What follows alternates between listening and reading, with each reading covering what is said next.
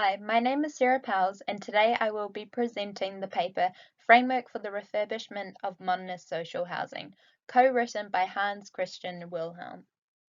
In this presentation, I will be covering the research background of the issues around modernist social housing, a literature review about social interactions and thermal comfort, a comparative matrix of non-refurbished social housing projects in New Zealand, a case study analysis of its successful European and New Zealand social housing project, the established design tool, and further research. A large proportion of New Zealand's existing social housing stock is often cold, damp, and lacks heating and insulation. In addition, these dwellings can be expensive to heat due to their low energy performance, making heating unaffordable for many tenants.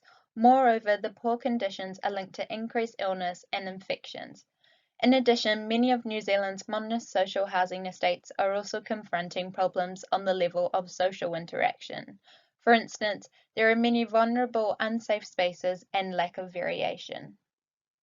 Issues pertaining thermal comfort and health in conjunction with social issues have often led to a desire to demolish rather than refurbish. According to researcher Karakusevich, demolition is often brutal, not viable, unnecessary, and hugely wasteful. By contrast, refurbishments can be ambitious, sustainable, affordable, better quality, and far more economical. Based on literature, themes about social interactions and thermal comfort are established and analyzed to inform an argument of why these topics are important in social housing. 6 non-refurbished case study projects are analyzed to form a comparative matrix, which synthesizes common features and problems. In addition, 2 refurbished social housing case studies, international and New Zealand, are analyzed. Based on the findings, a design tool is then established. The literature review examines authors' perspectives of community and social sustainability, the impacts of social interactions, how to best design for social interactions, thermal comfort parameters, effects of thermal comfort, and how to best design for thermal comfort. Social interactions can positively contribute to social sustainability, community, and health. In addition, literature reveals built and natural strategies that can foster social interactions. These include mixed housing, mixed density, accessibility, human scale, variety of spaces, attractiveness of public space, safety, units placed around a common space, common entries and meeting points, local amenities, well-located open spaces, pedestrian-oriented spaces, vegetable gardens, and planting. Achieving thermal comfort in social housing is particularly important to improve health outcomes. Occupant perception of comfort and reduce energy poverty. Literature verifies that thermal comfort can be achieved through modernization and retrofits. These strategies include improving the building envelope, adding thermal insulation, improving air tightness, upgrading or replacing windows and doors, controlled ventilation, solar radiation, and utilizing passive design strategies to reduce the use of active cooling and heating systems. 6 non-refurbished modernist social housing case studies in New Zealand are analysed systematically. Firstly, looking at building typology, separating projects into apartment block and low-rise high-density types. The apartment block typology consists of 3 case studies: Dixon Street Flats, Gordon Wilson Flats, and Arlington George Porter Tower, all located in Wellington. The low-rise high-density case studies consist of Star Flats, Arlington Flats, and Housing Corporation Flats, also located in Wellington. The floor plans demonstrate the areas of focus that relate to social space and thermal comfort. They are then analysed based on where the areas of focus overlap. These areas of focus indicate where social spaces and thermal comfort can be combined and mutually enhanced. For instance, in these case studies, common areas of focus include entrances, circulation zones, stairways, balconies, and community rooms. These areas of focus are spaces where social space and thermal comfort building envelope can work in conjunction with each other. The volumetric arrangements display the differences between the apartment block and low-rise high-density typologies. For example, the apartment blocks have large shared entrances, circulation zones, and stairways. Therefore, apartment blocks have a greater opportunity for social interactions to occur. In contrast, the low-rise, high-density developments have smaller shared entrances, circulation zones, and stairways, and less people in these areas. This means social interactions will occur less frequently and easily. The low-rise, high-density typology has greater opportunity for winter balconies to have a strong relationship with communal outdoor spaces where social interactions occur.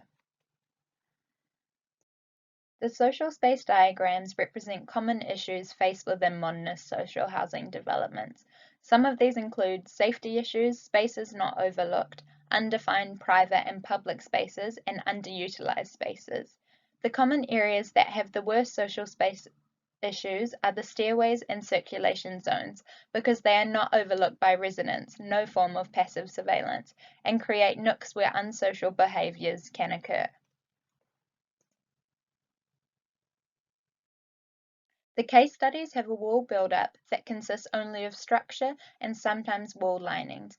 These constructions typically have insufficient ability to prevent or control rainwater, movement or transmission of air, water vapor, and thermal energy.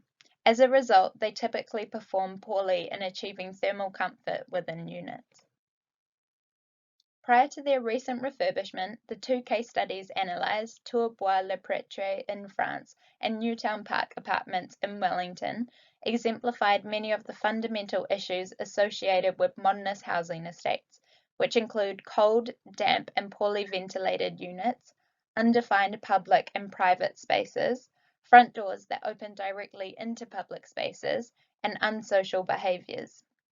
The recent refurbishments demonstrate the success of addressing these fundamental issues within social housing.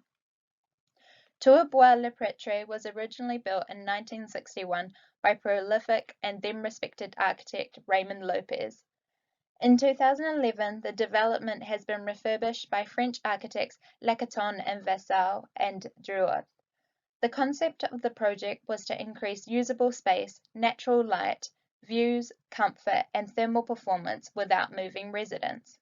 The innovative strategy of using winter balconies meant they could add onto the building without affecting tenants. The addition increases usable social space and acts as a thermal buffer, reducing energy costs within units. Newtown Park Apartments was originally built in 1967 by D. E. Barry Martin and Blake Architects. In 2013, the development was refurbished by architects Studio Pacific. The concept of the project was to increase safety, identity, improve facilities for the residents, including playgrounds, allotment gardens, drying facilities, seating, and green space.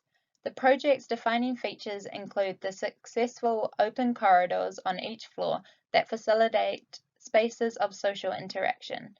In addition, each unit was upgraded with double glazing, insulation, and better ventilation.